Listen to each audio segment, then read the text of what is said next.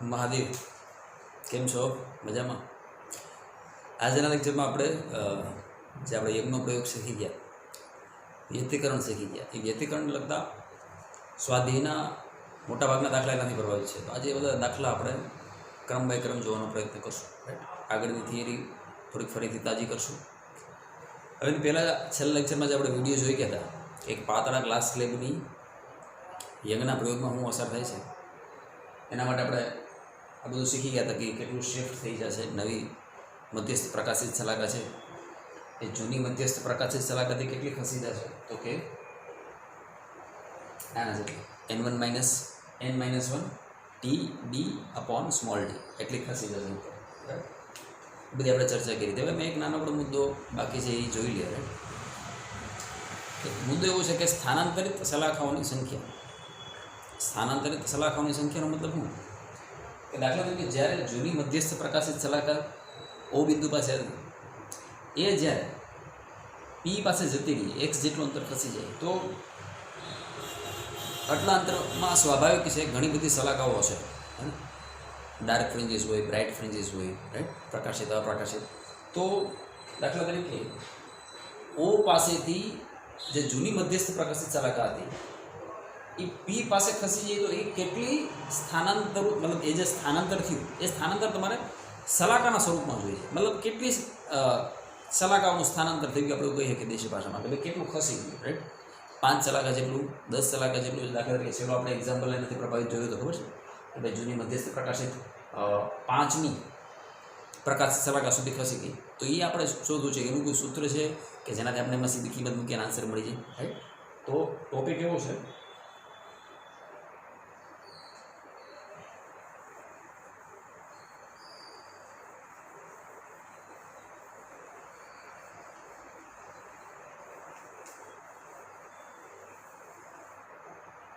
સ્થાનાંતરિત શલાકાઓની સંખ્યા.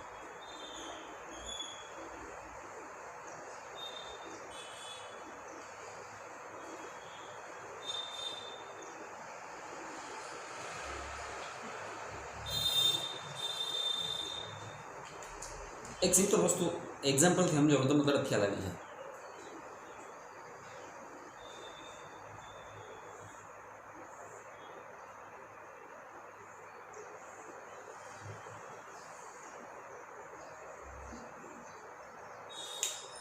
જે પ્રકાશિત શલાકા ઓ પાસે હોવી જોઈએ એ પી પાસે ખસી ગઈ. કેમ તો કે તમે S1ના માર્ગમાં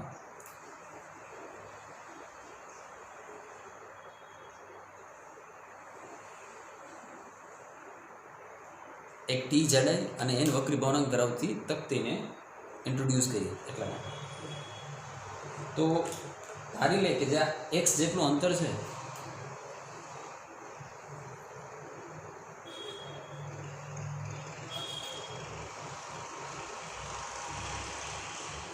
એ 5 મીટર જેટલું અંતર છે. બરાબર, ઓકે. તો જે પહેલાં મધ્યસ્થ પ્રકાશિત શલાકા આપણે ઓ પાસે મળતી હતી એ જ મધ્યસ્થ પ્રકાશિત શલાકા હવે પી બિંદુ પાસે જતી રહી. કેટલી ખસી ગઈ? તો કે 5 મીટર ખસી ગઈ. હવે આ 5 મીટર અંતરમાં કેટલી શલાકાઓ વાસ્તવમાં હશે એવું આપણે પૂછે. સ્થાનાંતરિત શલાકાની સંખ્યા. તો ધારી લે કે એક શલાકાની પહોળાઈ 1 મીટર છે. એક શલાકાની પહોળાઈ કેટલી છે? 1 મીટર. તો હવે તું મને સમજી વિચારીને આન્સર દેજે કે આ સ્થાનાંતરિત શલાકાઓની સંખ્યા કેટલી થઈ? તો કે આ જે 5 છે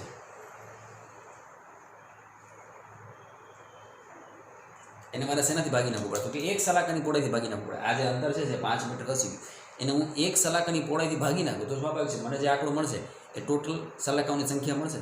મેં શું કીધું?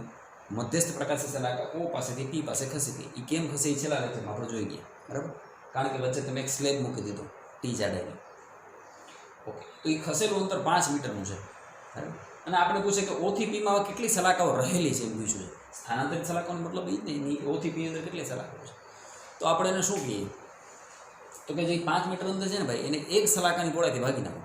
5 મીટર ભાગ્યા 1 મીટર કરો તો આંકડો શું? 5.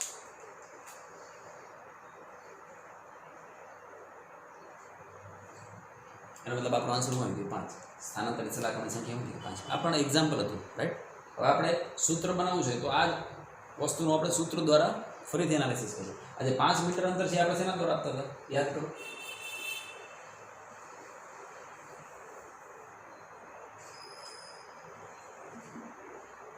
એ આ સૂત્ર દ્વારા હતા, x is equal to n minus one T D upon small D. તો મૂકી દઈએ આપણે.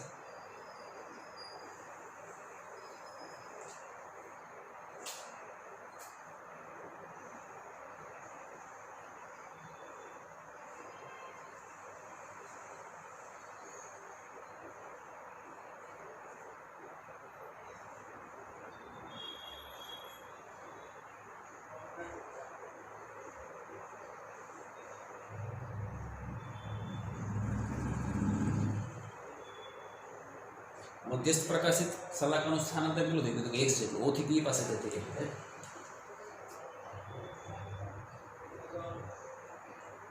તો આને આપણે શું કહીએ છીએ? x upon beta. કેમ? તો કે એક સલાહકારની પહોળાઈ બીટા જેટલી છે. એક્સનું સૂત્ર તારી પાસે છે, મૂકી દે. બીટા કેટલું થાય? તો કે લેમડા ડી બાય ડી. યાદ છે? સલાહકારની પહોળાઈ બીટાનું સૂત્ર શું હતું?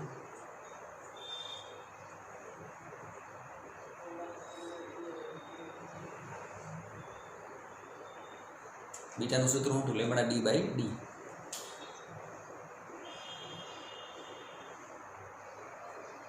રેડી? ત્યાંથી જો સ્મોલ ડી ઉડી ગયા, કેપિટલ ડી ઉડી ગયા.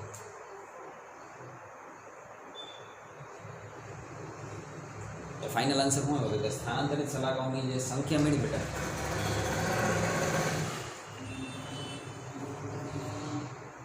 એ આપણે કેટલી બધી ફાઇનલ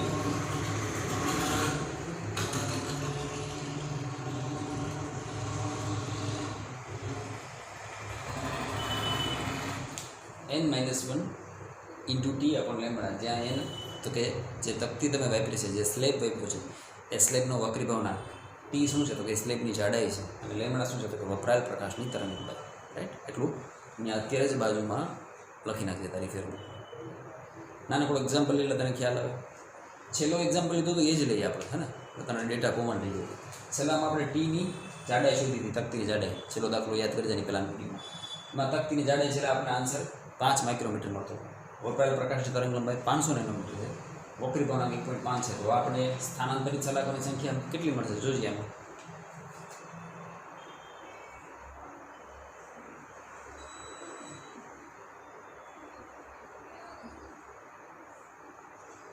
પાંચ માઇક્રોમીટર કેટલું થાય બેટા? 5 ગુણાકારમાં 10⁻6 મીટર, હે ને? પછી લેમડા કેટલું છે? તો કે 500 નેનોમીટર.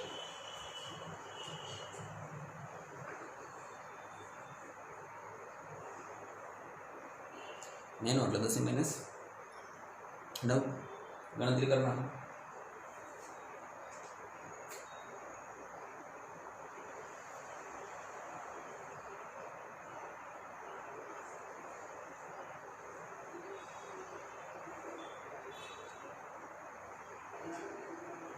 પાંચસો મેં કઈ રીતે લખી નાખ્યા? 5 ગુણાકારમાં 10 લીધા. 10⁻9 છે, ઉપર જતા એટલે પ્લસ. અંશમાં કેટલા વધ્યા? 10 + 3 અને છેદમાં 10 2. તો ઉપર કેટલા વધ્યા?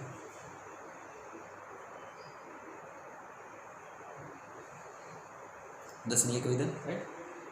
7 પ્લસ થશે અને 6 માઇનસ થશે. 7 - 6 1. 5 5 2 થઈ ગયા.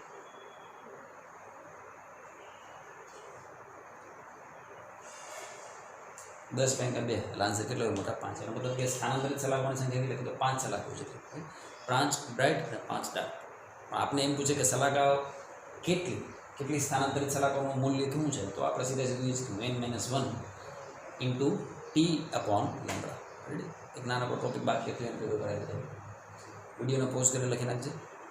હવે આપણે સ્વાધ્યાયનો પહેલો દાખલો ભણશું.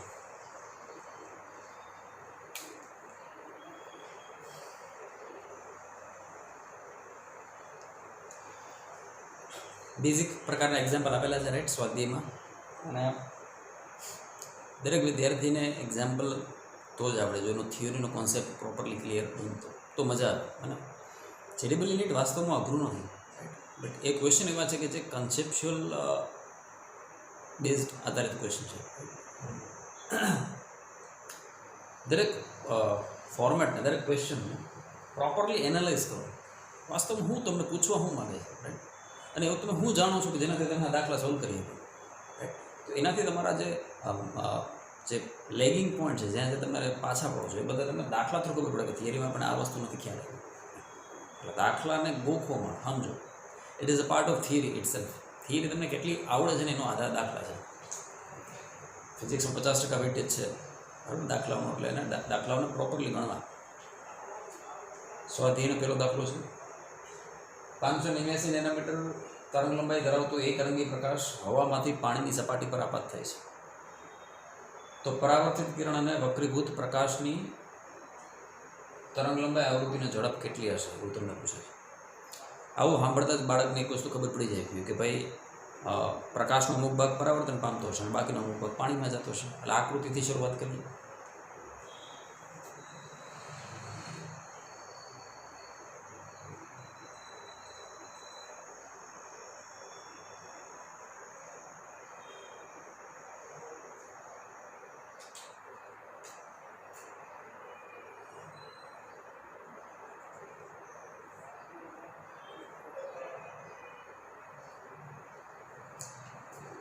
જો બેટા માધ્યમ બદલાણું ન થાય, હવાની જગ્યાએ જે પાણી છે એની જગ્યાએ હવા જો નીચે પણ તો પ્રકાશનું કિરણ સીધે સીધું નીકળી જાય. પણ હવે એવું નહીં થાય, માધ્યમ બદલાઈ ગયું. તો જે સપાટીથી બંને માધ્યમ છૂટા પડે છે ત્યાંથી પ્રકાશના કિરણની દિશામાં ફેરફાર થાય. કાં તો દિશા લંબ તરફ આવે કાં તો લંબથી દૂર જાય. પાતળામાંથી ઘટમાં જાય છે. હવા કરતાં પાણી ઘટ છે, પ્રકાશીય ઘટ. ઘટ એટલે પ્રકાશીય ઘટ.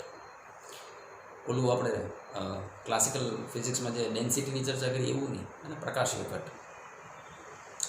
તો પાતળામાંથી પ્રકાશીય ઘટમાં જાય એટલે લંબ તરફ વળે.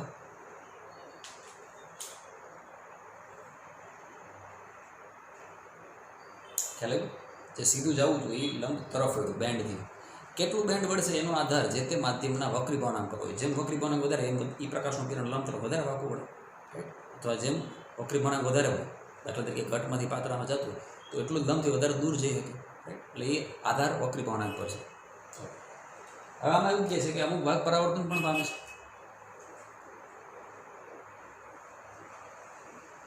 તો પરાવર્તિત કિરણ તો બેટા એ જ માધ્યમમાં હોય ને, જે માધ્યમમાં આપાત કિરણ હોય એ જ માધ્યમમાં પરાવર્તિત કિરણ હોય, તો જ પરાવર્તન થઈ ગયું. વક્રીભૂત કિરણ હંમેશા બીજા માધ્યમમાં, ઉપરનું પહેલું માધ્યમ નીચેનું બીજું.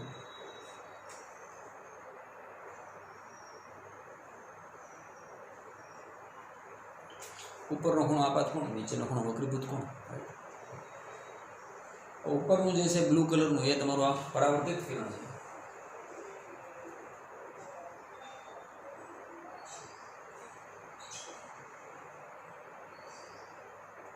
અને નીચેનું જે છે વક્રીભૂત છે. હવે આપણે પહેલાં પરાવર્તિત માટે શોધી લઈએ તરંગ લંબાઈ, આવૃત્તિ અને ઝડપ કેટલી હશે. રાઈટ. હવે અમુક બેઝિક સૂત્ર તમે જાણો છો એને ફરીથી રિકોલ કરો.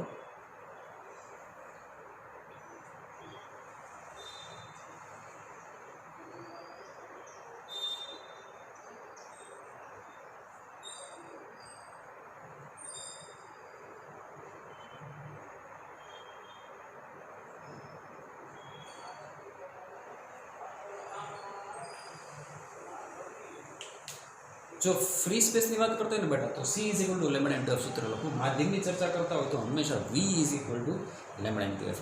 રાઈટ. હવે C અને V વચ્ચેનો સંબંધ તમે જાણો છો શું છે સંબંધ?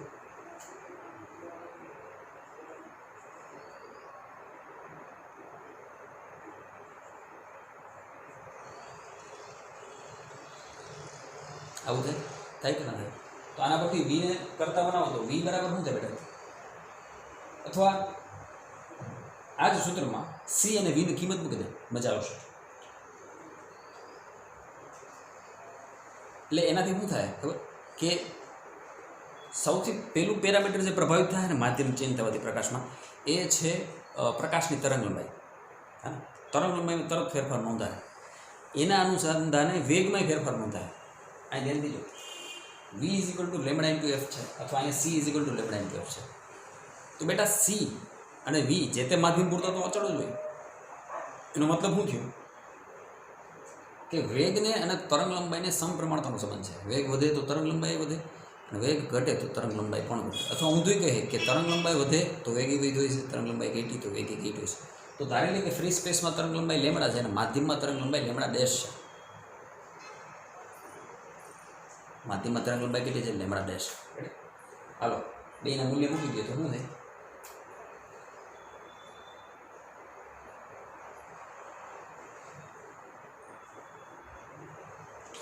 ઓછી વિદ્યાર્થીને ડાઉટ થાય કે સર આમાં એફ કેમ ચેન્જ નથી? બેટા, જ્યાં સુધી પ્રકાશ ઉદ્ગમ ચેન્જ ન થાય ત્યાં સુધી એફ ચેન્જ ન થાય, આવૃત્તિ ચેન્જ ન થાય, રાઈટ? આવૃત્તિ એ ઉદ્ગમનો ગુણધર્મ છે, જ્યારે તરંગ લંબાઈ એ માધ્યમનો ગુણધર્મ છે. ઉતરેશ ભાઈ આ કે ના? તો આવૃત્તિ ચેન્જ નહીં થાય, આવૃત્તિ બંનેમાં કોમન રહેશે. ત્યાંથી જો એફ દેવ થઈ ગયા,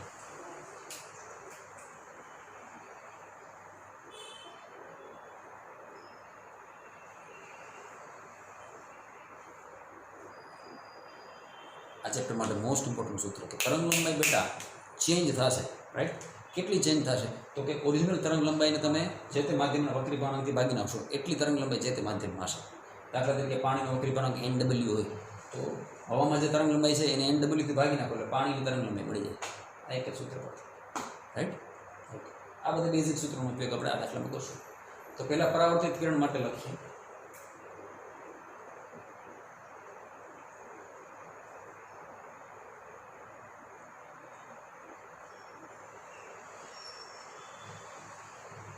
તરંગ લંબાઈ કેટલી થાય? તો પહેલું જ સૂત્ર છે, હવા માટે અથવા શૂન્યાવકાશ માટે c = λ/f વાપરી શકે. એટલે આપણે તરંગ લંબાઈ પૂછી છે તો આપણે જો તરંગ લંબાઈ તો આપેલી જ છે, અરે 589 નોમીટર. તો આવૃત્તિ અને ઝડપ બે એના પરથી મળી જાય. હા કે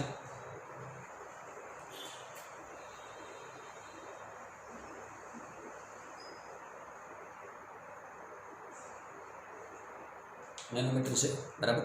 તો તરંગ લંબાઈ ચેન્જ કેમ ન થાય?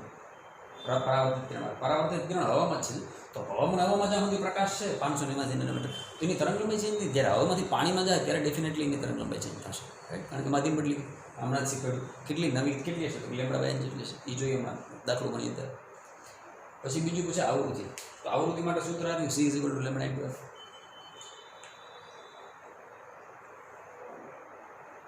આમાંથી f ને કરતા બનાવો, c = λ/f માંથી f ને કરતા બનાવો તો c/λ.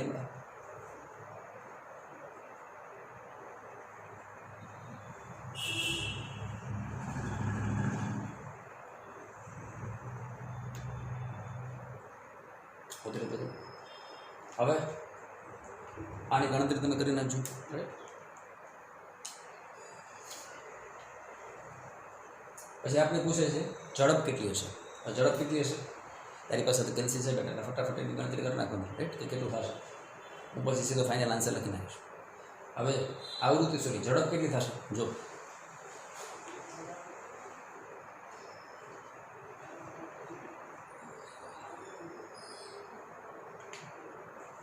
આ ખ્યાલ આવ્યો?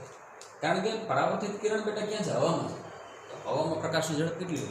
3×10⁸ મીટર પ્રતિ સેકન્ડ જેટલી. ઉતરી ગઈ. આ તો થઈ ગયું કેના માટે? પરાવર્તિત કિરણ માટે થઈ ગયું. હવે આપણે કેના માટે ચર્ચા કરશું? વક્રીભૂત કિરણ માટે.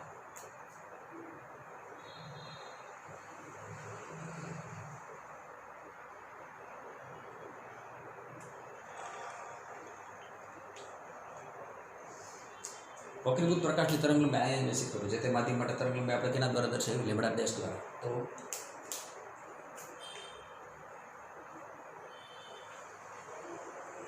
λ' લખો અથવા λw લખો કે પાણીમાં તરંગ લંબાઈ કેટલી માધ્યમ માટે. તો λw = શું લખાય?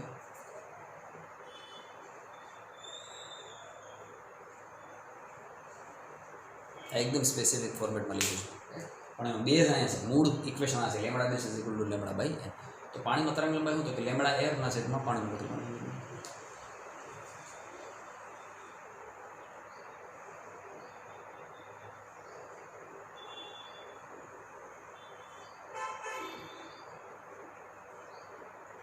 આની ગણતરી કરી નાખજો, તમે ખ્યાલ હશે પડતા આન્સર.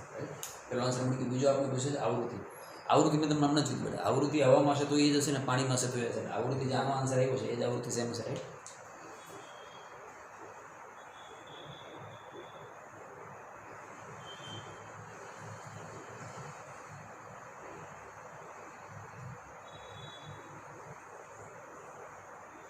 ત્રીજું આપણને પૂછે છે ઝડપ. ઝડપ કેટલી છે? ઝડપ માધ્યમમાં ઝડપ માટેનું સૂત્ર શું? તો v = λ' × f. આપણું λ' કેના જેવું છે? λw જેવું. ઓકે, તો v = શું લખશું આપણે?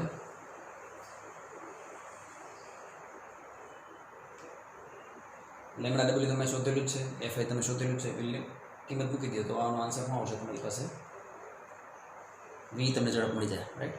વિડીયોને પોઝ કરી અને ગણતરી પૂરી કરો.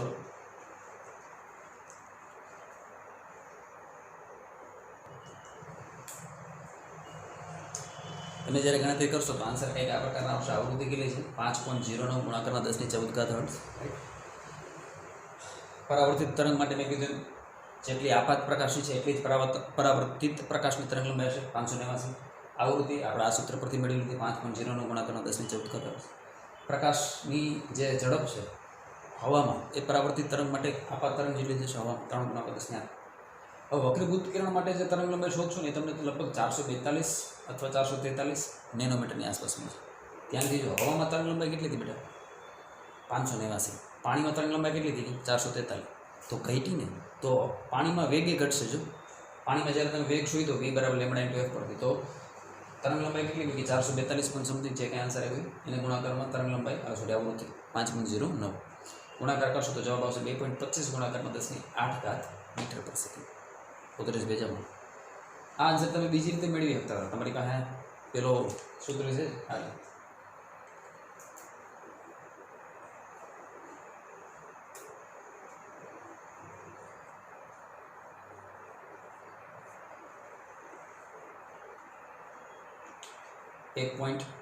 .33 છે ને વક્રી બનાક પાણીનું. જો આ સૂત્ર પરથી આમાંથી વીને કરતાં બનાવો તો વી = સીના છેદમાં ઈટા થાય, બરાબર. આપણે બે રીતે દાખલો પણ લીધો એટલે આપણને ખબર પડે કે આ જે સૂત્ર આપણે લખાય એની પ્રેક્ટિસ થઈ જશે એટલા માટે. તો 9/4 તો પણ આન્સર કેટલો આવશે 2.25 ની આગળ આવશે. 2.25 ગુણાકારમાં 10^8 મીટર પર સેકન્ડ, રાઈટ. તો આ તો તમારો પહેલો એક્ઝામ્પલ. અને મેં કીધું ખ્યાલ આવ્યો ને કે જો તરંગ લંબાઈ ઘટવાથી શું થઈ ગયું વેગ પણ ઘટી ગયો. જો હવે આવૃત્તિ અચળ ક્યારે રહે તો કે એફને કરતાં બનાવો તો વીના છેદમાં લીમડાનો ગુણોત્તર છે ને બેટા એ અચળ રહીએ તો જ એફ અચળ રહીએ ને. તો એ ગુણોત્તર અચળ રાખવા માટે જો વેગ વધે તો લીમડાને વધવું જ પડે, જો અને વેગ ઘટે તો લીમડાને ઘટવું જ પડે, અથવા લીમડા ઘટે તો વેગને ઘટવું પડે, તો જ આવૃત્તિ અચળ રહે ને બેટા, રાઈટ. આ વિડીયોમાં પેલો જ એક્ઝામ્પલ રાખીશ, થોડુંક લેન્થ વધી ગઈ છે. હવે પછી ક્રમ બાય ક્રમ એક એક્ઝામ્પલ આપણે લાઇનમાં ગણતા જશું. હોમવર્કમાં તો ટ્રાય કરજે, બરાબર. 10.2 થી લઈને 10.7 સુધીના બધા દાખલા કરજે. હવે આના પછીના એક જ વિડીયોમાં લગભગ આપણે બધા દાખલા સાથે લઈ લઈશું, રાઈટ. મહાદેવ.